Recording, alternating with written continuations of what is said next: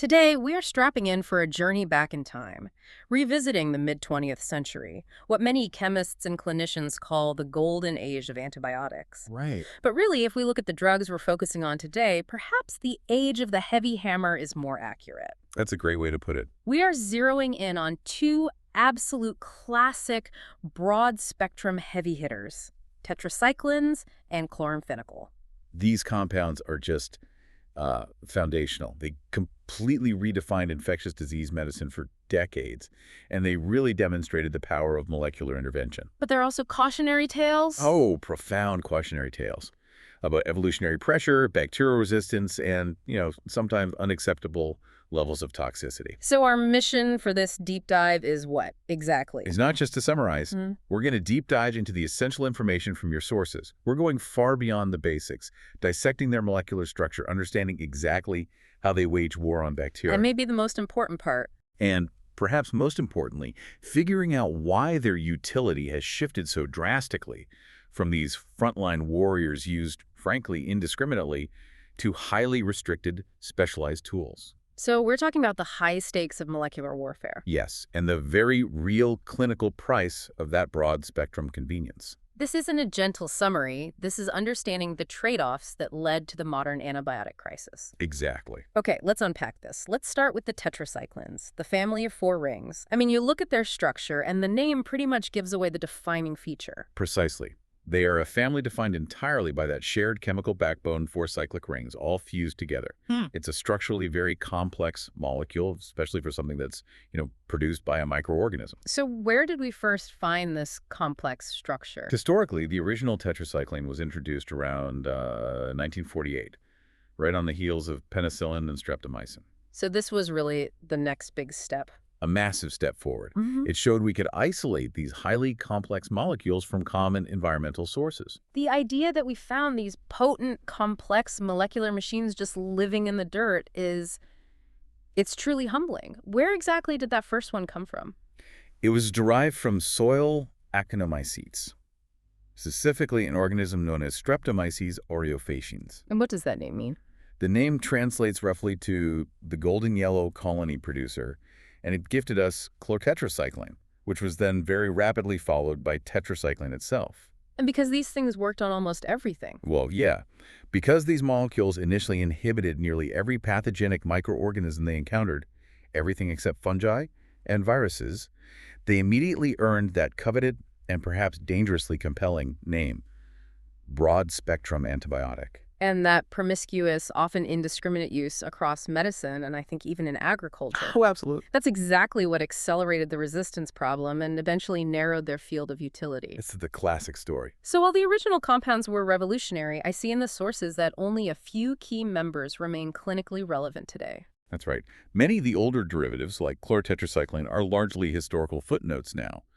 But the core family of tetracycline, oxytetracycline, dimethylcycline, and then the big ones, doxycycline and minocycline. Those are still in our pharmacopoeia. They are. And they have very distinct roles now, which we'll definitely explore. Okay, just to confirm the foundational chemistry, the sources note they're slightly bitter solids, and they're typically administered as hydrochlorides. Why is that? It's just because the hydrochlorides are much more soluble in water. Got it. And the key takeaway here, before we look at the newer versions, is that all the classical versions share practically the same core antimicrobial activity. That's a crucial point to understand. The differences in, let's say, activity against a sensitive bug between tetracycline and oxytetracycline. So it's not about killing power. No. The significant differences that make doxycycline and minocycline the stars of the modern tetracycline show lie not in what they fight, but how they behave inside the body. Their pharmacokinetics. Exactly. Yeah. Their pharmacokinetics, and critically, their ability to evade some of the modern bacterial resistance mechanisms. That makes so much sense. The old model of just being a stronger killer has been replaced by smarter delivery and evasion. A much more nuanced approach. So let's pivot to the molecular level. How exactly do these 4-ring structures launch their attack? What is that core mechanism that earned them the broad-spectrum title in the first place? Okay, here's where we get to the heart of the matter. Tetracyclines and their newer analog, the glycylcycline class, are fundamentally bacteriostatic. Bacteriostatic. So they don't kill the bacteria outright? Generally not, no. They're not cytal. Instead, they act as powerful metabolic inhibitors.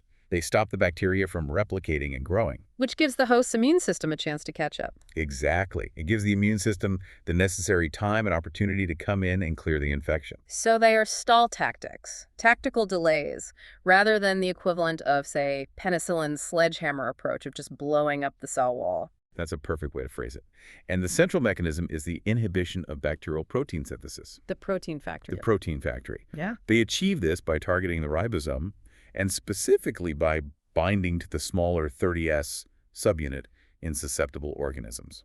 What happens when the drug molecule docks at that 30S subunit? You mentioned it prevents the crucial next step in making a new protein. Precisely. So the ribosome needs to build a long chain of amino acids based on the messenger RNA blueprint, right? Right. This requires the continuous delivery of the raw materials, the amino acids, which are carried by transfer RNA or tRNA. Okay. Tetracycline binding physically prevents the attachment of that amino acid tRNA to the receptor or the A site of the mRNA ribosome complex. So think of the ribosome as a massive continuous assembly line building a car, and the A site is the loading dock where the new parts are supposed to arrive. Yes, that's a fantastic analogy. The tRNA is the truck carrying the raw material, the amino acid. And tetracycline. Tetracycline essentially drives a molecular barrier right into that loading dock. It just parks there, it occupies the A site, and blocks the truck from parking and dropping off its payload. So the assembly line can't get the next amino acid. Correct. The peptide chain cannot grow, and protein production is halted entirely. Yeah. No new proteins, no growth, no replication. Game over for that bacterium's expansion plans. That is brilliant and elegant molecular warfare. But it raises a question about access. How does the drug actually get into the bacterium in the first place? It has to cross the cell wall and the membrane, often in high concentrations. That access is a key part of their activity, and as we'll see, it's also a major target for bacterial resistance. Entry into sensitive organisms is an energy-dependent active transport process. An active process. Yes, which is an astonishing fact. The bacterium actually has to expend its own precious metabolic energy to bring the drug inside. Wait, so the bacteria are committing metabolic suicide. They are wasting energy to bring in the very poison that stops them from making energy. That just sounds like an arms race and wasted calories for the bacterium. It is. It's often because the pump mistakenly recognizes the tetracycline molecule as some kind of necessary nutrient. In gram-negative bacteria, it also diffuses through large, non-specific channels called porin channels. But it's that active transport that really concentrates it. Yes, the concentration gradient maintained by that active transport is what allows the drug concentration inside the bacterial cell to become much, much higher than the concentration in the exterior environment. Yeah. We're talking up to 20 times higher. That's why it works so efficiently. And the safety factor for us, the human host. We have ribosomes, we make proteins, so why doesn't it halt our protein synthesis with catastrophic consequences? That is the core principle of differential toxicity that underpins all useful antibiotics. And the simple answer is, our ribosomes are different. The protein synthesizing apparatus of our host cells is significantly less susceptible to tetracyclines. Specifically, our ribosomes are much larger. They're made of 40S and 60S subunits, forming what's called the 80S ribosome. And their structural binding sites differ profoundly from the bacterial 30S subunit. The drug just doesn't fit well. So that disparity is what makes tetracyclines effective against microbes without causing, instant catastrophic failure in the human body. Precisely. The structural difference is the initial shield. And the toxicity we do see, as we will discuss, usually stems from secondary effects or interactions with specific human organelles that resemble bacteria. Like the mitochondria. Yeah. You're getting ahead, but yes, exactly. Okay, moving on to the spectrum, the scope of what they can fight. The sources are very clear on this. That broad spectrum label has become somewhat historical and even misleading. Absolutely, it has. Resistance has dramatically narrowed their utility. So they're not a first-line guess anymore. No. Due to widespread resistance issues, particularly among common hospital bugs, tetracyclines are rarely, if ever, used for initial empirical therapy today. However, they remain first or second choice for specific, less common, or atypical pathogens. The ones that are often difficult for penicillin-based drugs to reach. Exactly. Let's list the pathogens where they are still on the sensitive list, the niches they still dominate, and critically, why. Okay, at the top of that list are Rickettsia and Chlamydia. Why them specifically? These organisms are highly sensitive to tetracyclines. because they are obligate intracellular parasites. They live inside human cells. Ah, and tetracyclines can get inside cells. Exactly. Tetracyclines, being the prophylactic, achieve very high intracellular concentrations, which makes them perfectly suited to eliminating these stealth pathogens. We're talking about organisms causing typhus, Rocky Mountain spotted fever, and chlamydial urethritis. Then you have the spirochetes. Quite sensitive, yes. This includes Treponema pallidum, the causative agent of syphilis, and Borrelia, which causes Lyme disease and relapsing fever. So they're a good backup for syphilis. A highly valuable alternative if, for instance, a patient is allergic to penicillin, or if the infection is late stage, doxycycline is key there. And we mustn't forget the atypical pathogens, Mycoplasma and Actinomyces. Yes, these often lack the typical cell wall structure that many antibiotics target, so drugs like penicillin are useless. But because tetracyclines focus on the ribosome, they just bypass that whole issue. They inhibit Mycoplasma and Actinomyces quite well. For gram-negative bacilli, I see they're still active against some specific high-profile foes. They are. Things like Haemophilus ducreyi, Yersinia pestis, which, yes, causes the plague, a terrifying thought, and Vibrio cholerae. What about gram-positives? They inhibit gram-positive bacilli like Clostridia, Listeria, Propionibacterium acnes, which is the core target for treating acne vulgaris, and Bacillus anthracis, or anthrax. This list shows that their broad-spectrum ability is still relevant. But only in these very specific, often geographically or clinically limited situations. You've got it. I noticed an interesting exclusion in the source material. Ah, yes. Most mycobacteria, like the ones that cause TB, are excluded from the spectrum. Why is that? It's because of the specific waxy structure of their cell wall. It's very hard to penetrate. But there's an exception. There is. Mycobacterium leprae, the leprosy agent, which shows sensitivity specifically to minocycline. And why minocycline? That tiny nuanced detail underscores that minocycline's superior lipid solubility often gives it a unique edge. It can sneak through barriers that other tetracyclines can't. Okay, now let's turn to the bad news. The resistant list. Right. Where have tetracyclines utterly lost the fight, and where must a clinician just assume resistance until proven otherwise? Well, the biggest story of resistance is among the koshi, both gram-positive and gram-negative. The really common stuff? The really common stuff. Originally, they were all sensitive, but now very few Streptococcus pyogenes, Staphylococcus aureus, and critically most MRSA strains, and Enterococci respond to the older tetracyclines. You mentioned minocycline and the newer tigecycline are exceptions there. They are, but we can no longer rely on classic tetracycline for these common infections. It's just not a safe bet. Responsiveness of Streptococcus pneumonia has also decreased significantly, correct? I see that in the notes. Yes, that's key. It means tetracyclines are a poor choice for community-acquired pneumonia unless you have a very high index of suspicion for an atypical cause, like Mycoplasma. But you mentioned minocycline as an outlier among the older group. It is the most robust of the older class, yeah. It retains significant activity against some of those resistant CompE like Neisseria gonorrhea and Neisseria meningitis. And again, that's the lipid solubility. It's that increased lipid solubility allowing better penetration. That's what keeps it relevant against some of these tougher bacteria. But the most widespread problem, the real disaster zone, is among the Enterobacteriaceae. The common gut bacteria, yes. E. coli, Klebsiella. The things that cause UTIs and hospital infections. And what's the status there? They are now overwhelmingly resistant.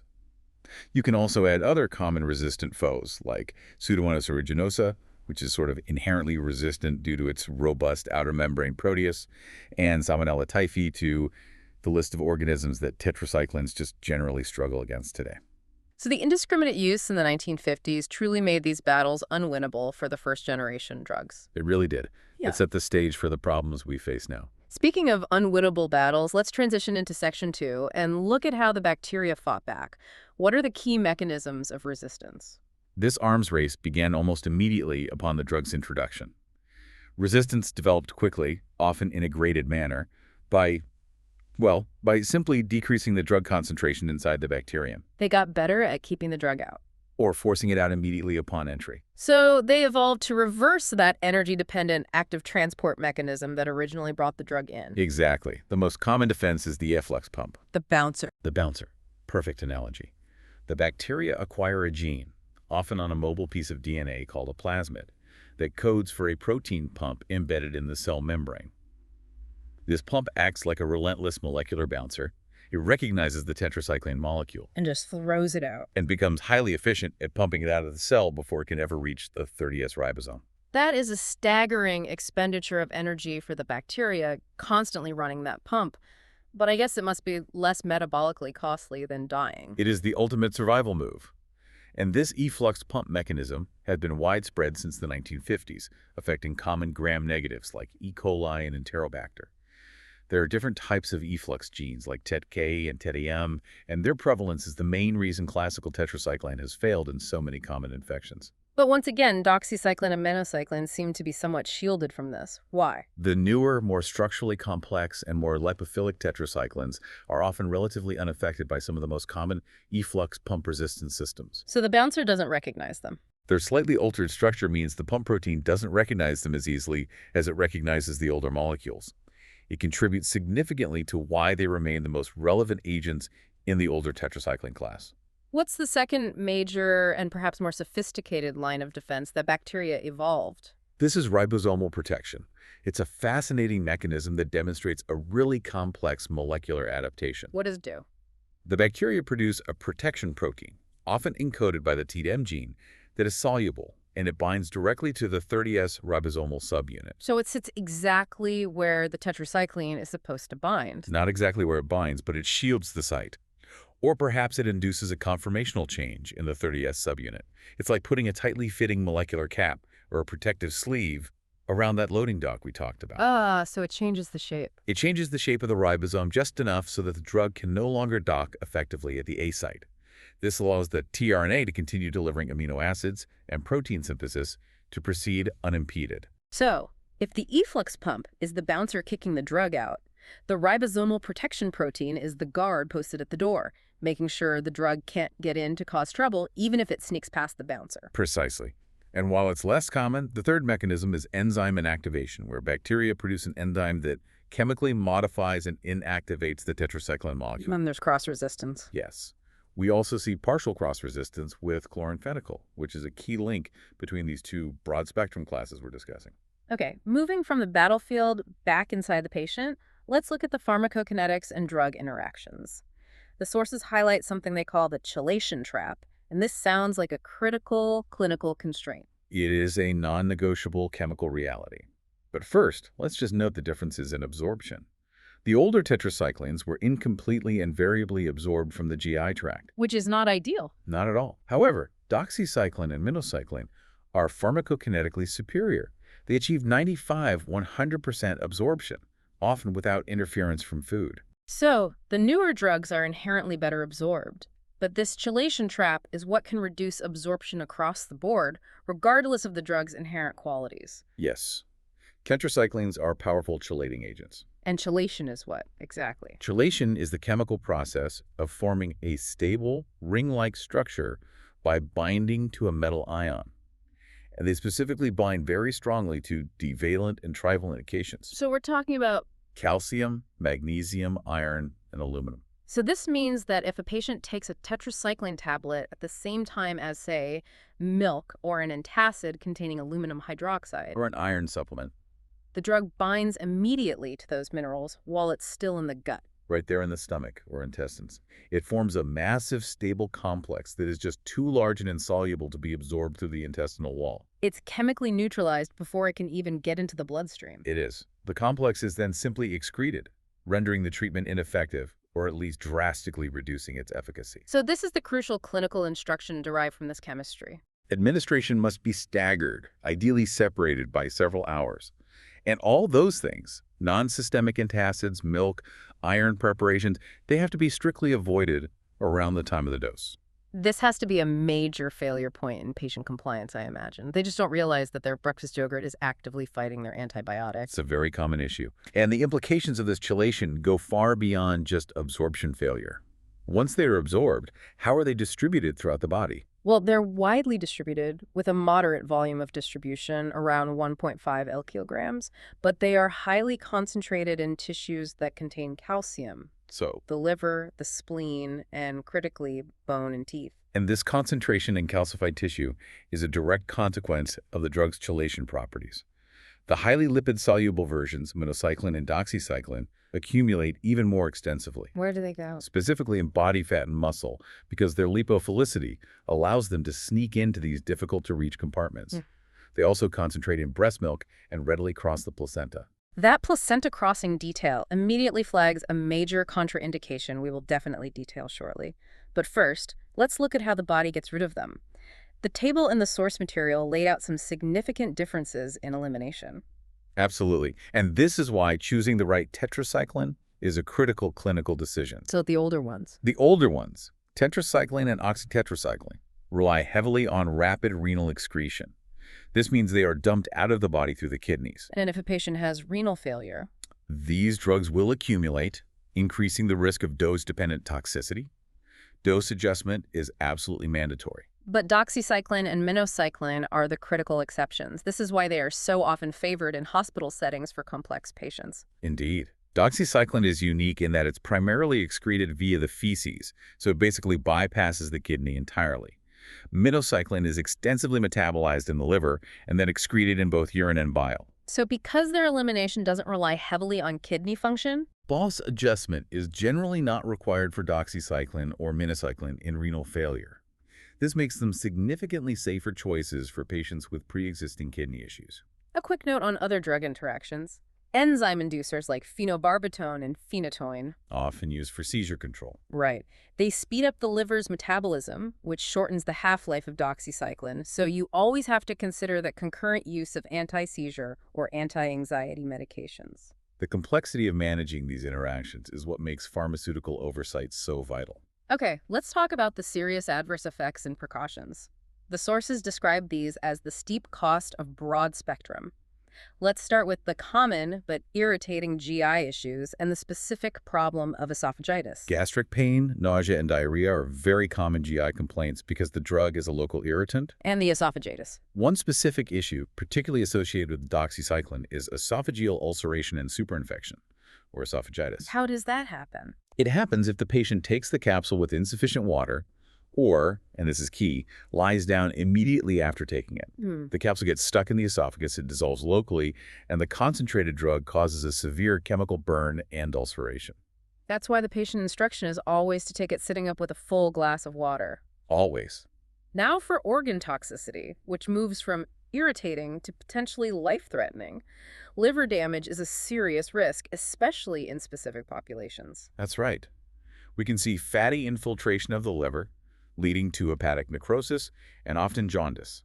This risk is particularly high in two specific scenarios: HR. pregnant women receiving high doses and patients with underlying kidney disease where the drug accumulates due to impaired excretion. The metabolic strain on the liver, combined with the anti-anabolic effect we'll discuss, can precipitate fatal acute hepatic necrosis. And kidney damage. This has a particularly fascinating, almost cautionary tale built into it. This is the great expired drug anecdote. Kidney damage of Fanconi-like syndrome is associated with outdated or chemically degraded tetracyclines. In the past, degradation products like anhydrotetracycline and epitetracycline were potent nephrotoxins. So you're telling me this drug literally has a built-in ticking clock. If a patient uses medicine past its expiry, the drug itself chemically transforms into a potent kidney poison? Causing a reversible form of renal failure, yes. How? The degradation products directly damage the renal tubules, leading to Fanconi syndrome, which causes excessive excretion of things like glucose, amino acids, and phosphate. This is why a key non-negotiable precaution is to never use tetracyclines beyond their expiry date, particularly the older versions. That is a staggering detail. The anti-anabolic effect is another systemic issue, and it relates back to the mechanism of action. It does. Because tetracyclines are inhibiting protein synthesis in bacteria, they also have a partial non-lethal impact on our own protein synthesis, particularly when given in high doses or to patients with pre-existing renal issues. And this leads to what? This generalized reduction in protein synthesis is known as the anti-anabolic effect, which can lead to increased nitrogen balance and consequently elevated blood urea levels. Okay, now for the most specific and often most limiting side effect, the problem with teeth and bones. This is the direct result of that chelation property we discussed earlier. This is the primary reason tetracyclines are so heavily restricted. Since they are such potent chelating agents, they seek out and deposit in developing tissues rich in calcium phosphate, Which means? developing teeth and bone tissue. And what are the consequences of that deposition? Is it just cosmetic? It leads to permanent yellow, brown, or grayish discoloration of the teeth and possible deformity or hypoplasia of the enamel. In bones, it can theoretically suppress skeletal growth, although this is usually transient if you stop it promptly. The staining, however, is permanent. What is the critical risk window for this irreversible damage? The risk extends from mid-pregnancy, when the fetal teeth and bones are actively forming, all the way to about 5 months of extrauterine life, and really, ideally up to age 8, which is when the mineralization of permanent teeth is largely complete. So repeated courses are more damaging. Much more. Given this catastrophic, irreversible risk, the drug carries a crucial, non-negotiable contraindication, not to be used during pregnancy, lactation, and childhood. That is the line in the sand that separates these drugs from many others. Moving on, we have phototoxicity, a major concern in sunny climates. Yes, sun exposure while on these drugs can lead to severe skin reactions, a phototoxic dermatitis. How does that work? The drug molecules accumulate in the skin, they absorb UV light, and then they release that energy in a way that causes severe damage to the surrounding tissue. It leads to a really exaggerated sunburn response. I see demeclocycline and doxycycline carry the highest risk here. Why those two specifically? Their molecular structure just makes them particularly efficient at absorbing that light energy.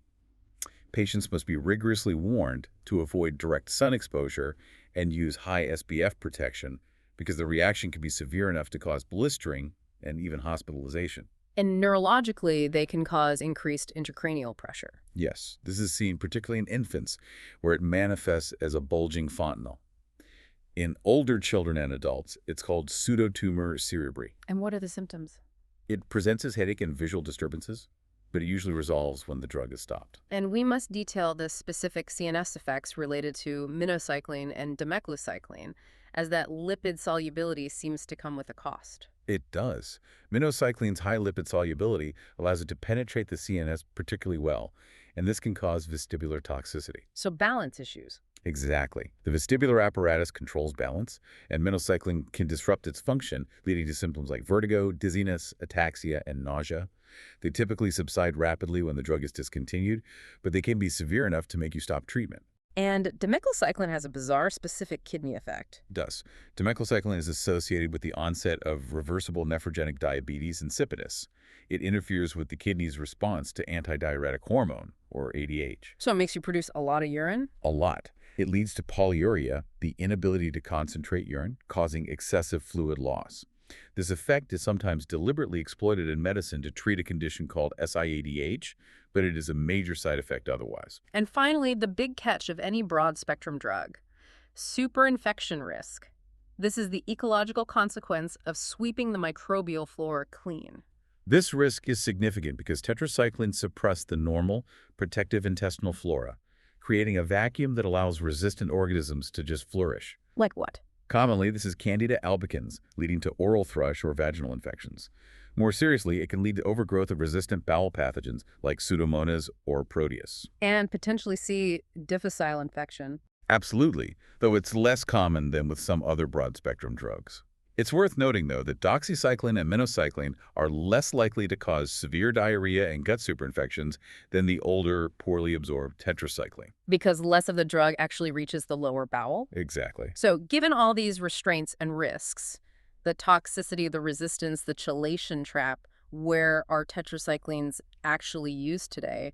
What are their primary uses? Well, the general principle is that they are preferred for bulk mass treatment of epidemics, like large cholera outbreaks, or when a cheap, convenient, and effective oral therapy is needed, often in places where resistance isn't yet endemic. But for specific infections, they are still first or second choice, often replacing penicillin or acting against those atypical organisms. Yes, for chlamydial infections, specifically urethritis, cervicitis, and so on, doxycycline for 7 days is the standard. It's often considered second only to a single dose of azithromycin. And as an alternative to penicillin, they are a highly effective second-line alternative for syphilis in patients allergic to penicillin, treating both early and late stages. They are also the standard of care for relapsing fever, typhus, and Rocky Mountain spotted fever. all the key rickettsial infections. All of them. For rickettsial disease, doxycycline is so effective it is often used empirically if there's a strong suspicion. We also see them listed for specific epidemic control, like cholera. In cholera, tetracyclines are used as adjuvant therapy. They drastically reduce stool volume and limit the duration of diarrhea, which just makes supportive care so much easier. And brucellosis. For brucellosis, which requires combination therapy, tetracycline is highly efficacious, but it's typically combined with rifampin or streptomycin to ensure eradication and prevent a relapse. And, of course, the prolonged low-dose therapy for acne vulgaris. Right, for treating the Propionibacterium acnes that colonizes the pores. Low-dose minocycline or doxycycline is used for its dual anti-inflammatory effects and its suppression of the bacteria. They are still indispensable in these specific targeted niches. It really proves their enduring utility despite their historical limitations. Okay, let's take everything we just learned about the evolution of the tetracycline family and look at the new kid on the block, tigecycline. This is section 3, the modern analog.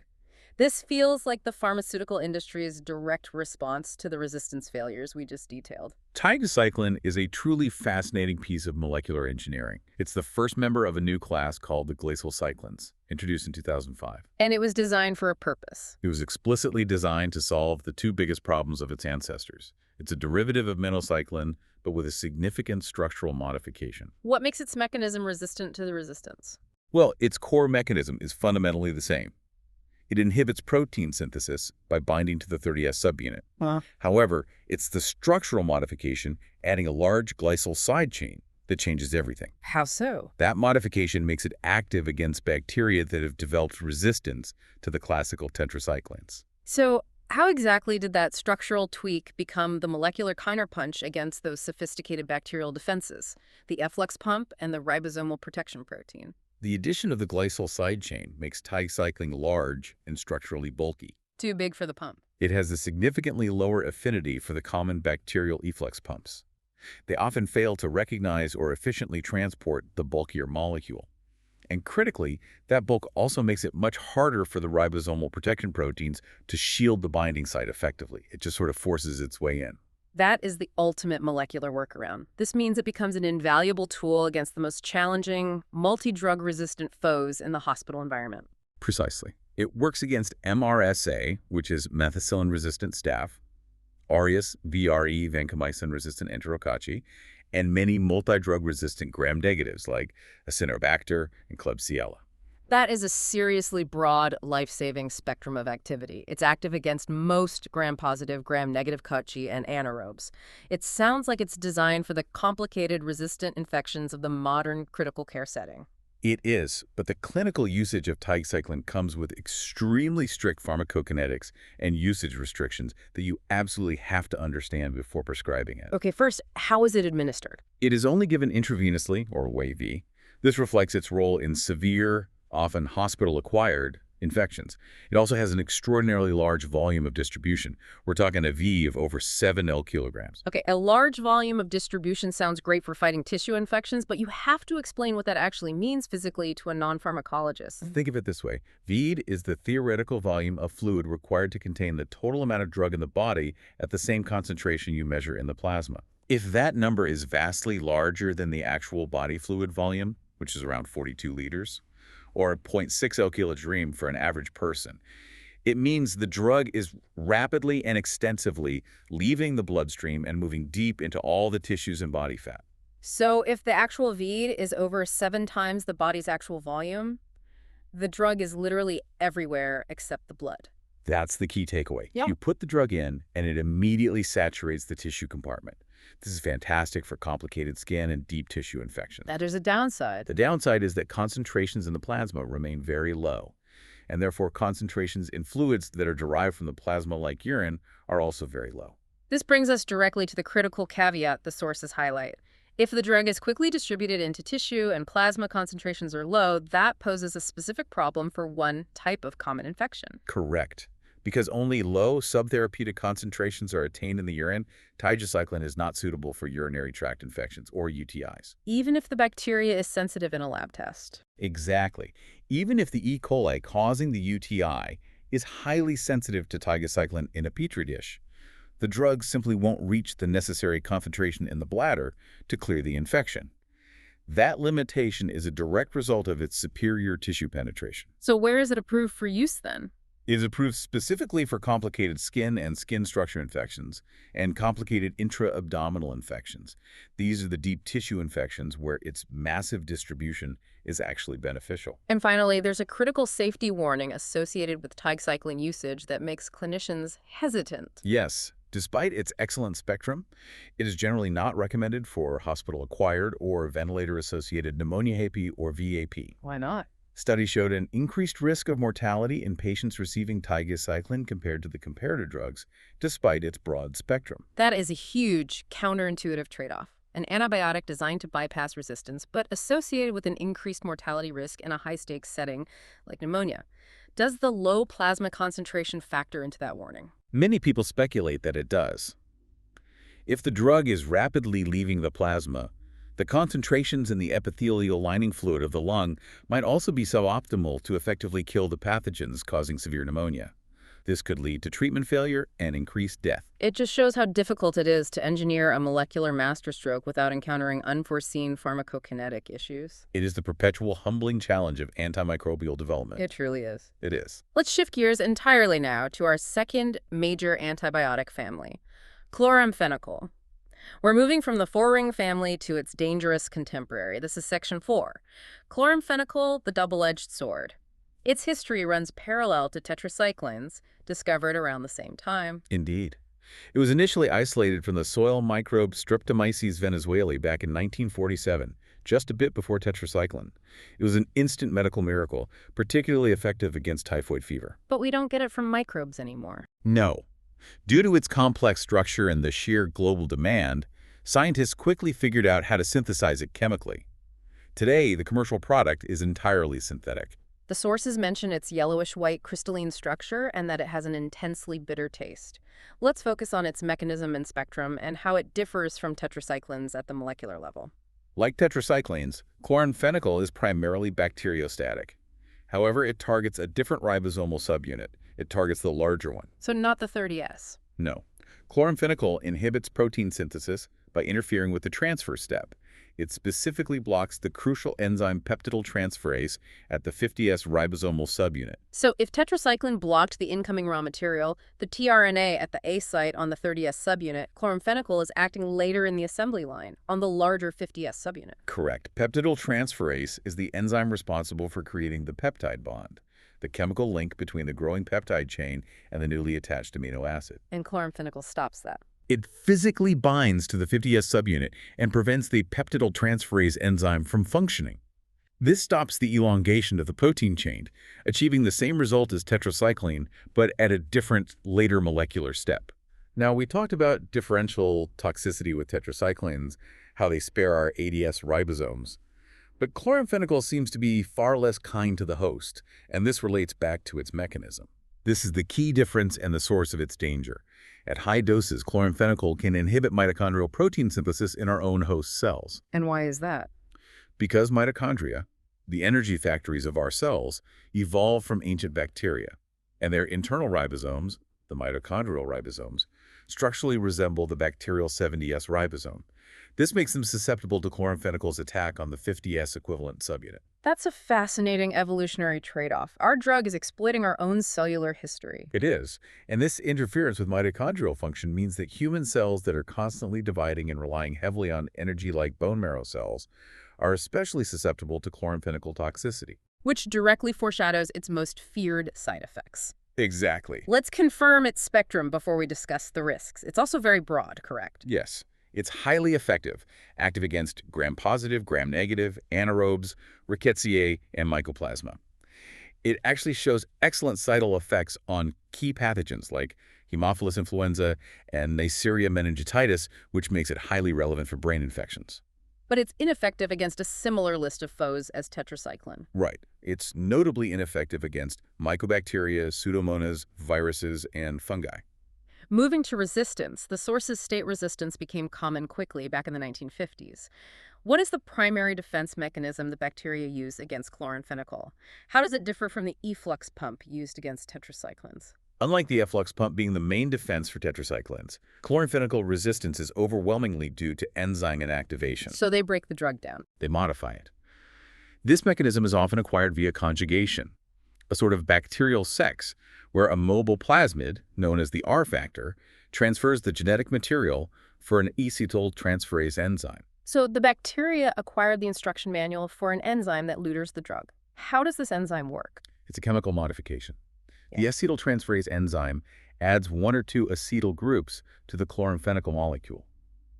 This chemical tagging fundamentally changes the molecule's shape and polarity. Making it unable to bind to the ribosome. Exactly. It can't bind to the 50S ribosomal subunit, so the drug is completely neutered. That is a highly efficient way to disable the weapon. Absolutely. Additionally, decreased bacterial cell permeability and altered ribosomal affinity also play a role. And we see that cross-resistance with tetracyclines, erythromycin, and clindamycin because they all act on or near the ribosomal structure. Let's look at its pharmacokinetics because this is why it retains its critical niche today, despite the risks. How well is it absorbed and distributed? It is rapidly and completely absorbed after oral ingestion, with a high bioavailability of 50–60%. And it has excellent distribution throughout the body. And the major feature that sets it apart from almost every other antibiotic, this is the core reason for its continued use. Its superior ability to penetrate the cerebrospinal fluid, or CSF. The fluid around the brain and spinal cord. Yes. It achieves concentrations in the CSF nearly equal to the unbound drug concentration in the plasma. This means it crosses the blood-brain barrier exceptionally well, making it ideal for treating severe brain and spinal cord infections, like bacterial meningitis or abscesses.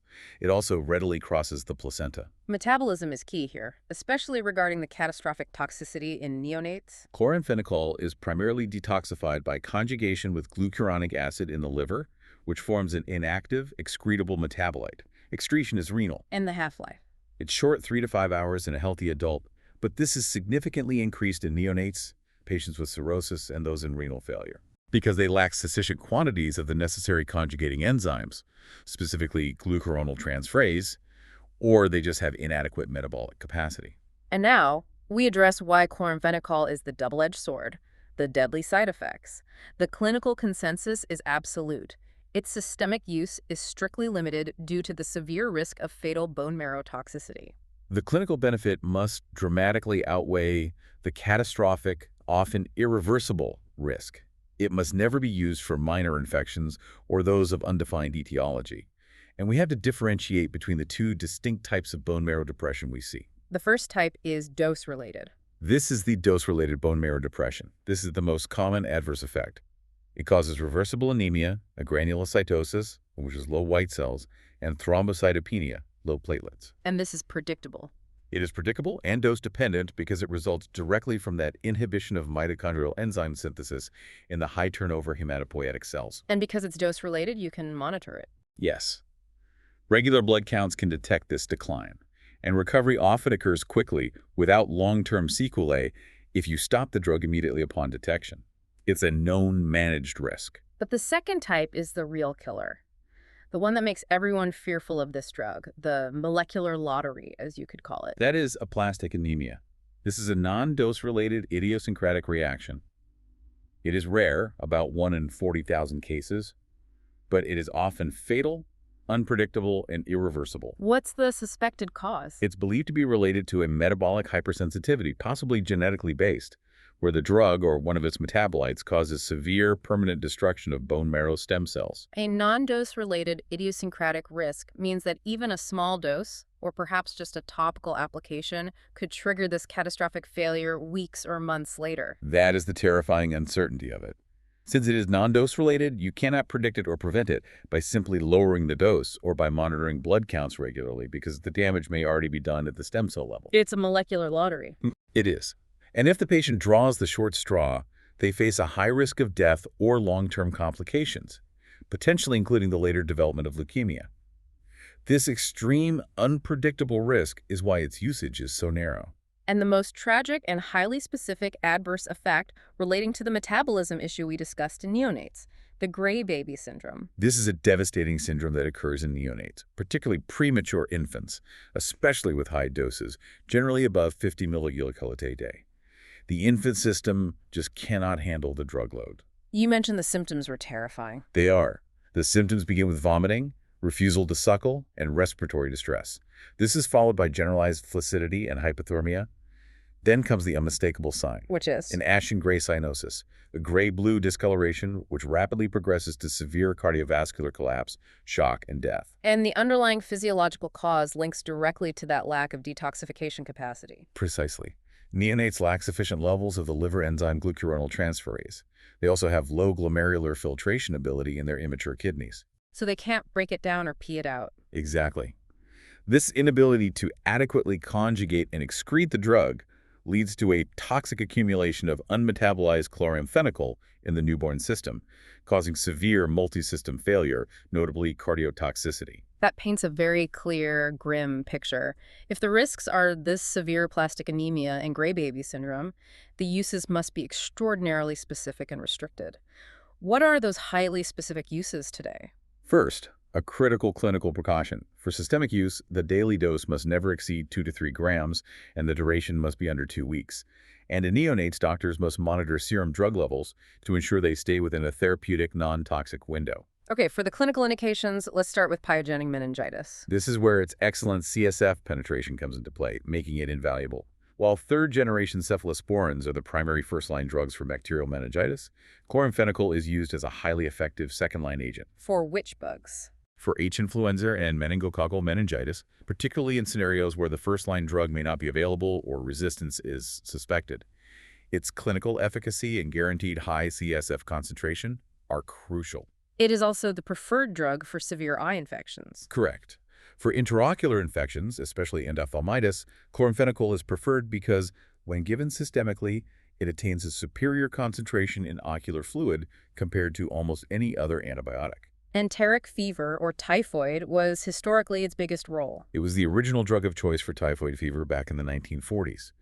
However, today, resistance is very high. 50% to 80% of isolates worldwide are multi-drug resistant. So it's a last resort. It's used primarily only when isolates are confirmed to be multi-drug resistant or when safer first-line drugs like ampicillin or cotrimoxazole are strictly contraindicated.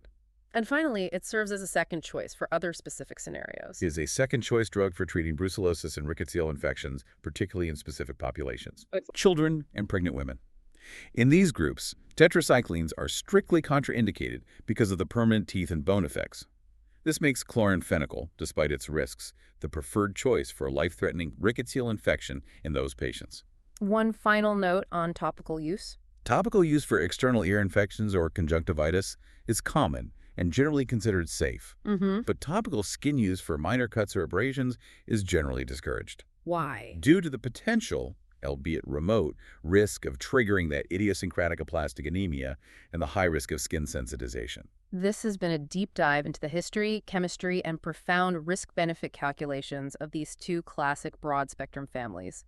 Let's wrap up by summarizing the key takeaways. We covered two classic broad-spectrum antibiotics, tetracyclines and chloramphenicol, and we saw that their shared trait is targeting the bacterial ribosome to inhibit protein synthesis. It proves that the ribosome is an Achilles heel for bacterial life. The core mechanism difference being the target subunit. Tetracyclines and the modern tigecycline inhibit the 30S subunit, blocking the crucial A site and delivery of raw materials. And chloramphenicol inhibits the 50S subunit, blocking peptidyl transferase and the actual construction of the peptide bond. And we highlighted the two biggest clinical constraints that define modern usage. Widespread resistance, driven by energy-intensive efflux pumps and ribosomal protection for tetracyclines, and enzymatic acetyl transferase inactivation for chloramphenicol. And the unique, often catastrophic toxicity profiles driven by their chemical structure and pharmacokinetics. The toxicity trade-offs are significant and irreversible.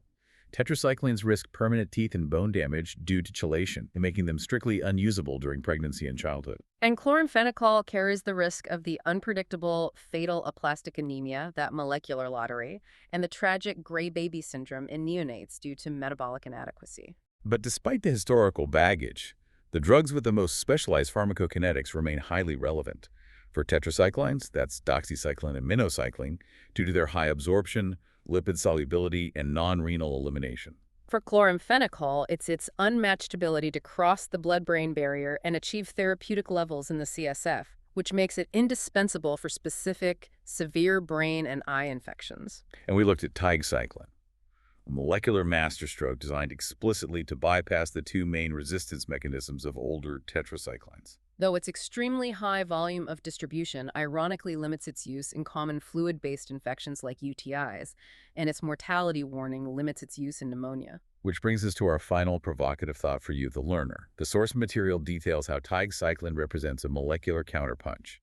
It was explicitly designed to evade the established resistance mechanisms, the efflux pump and the ribosomal protection protein. So given that bacteria and synthetic chemists are locked in this eternal evolutionary arms race, and bacteria have already shown they can alter their metabolism with efflux pumps and their protein machinery with ribosomal protection. What might be the next currently unknown mechanism of resistance that bacteria are already developing to neutralize this new class of drugs? If they can't pump it out and they can't shield the binding site, what fundamental non-target specific bacterial function might be modified next to protect the ribosome from interruption?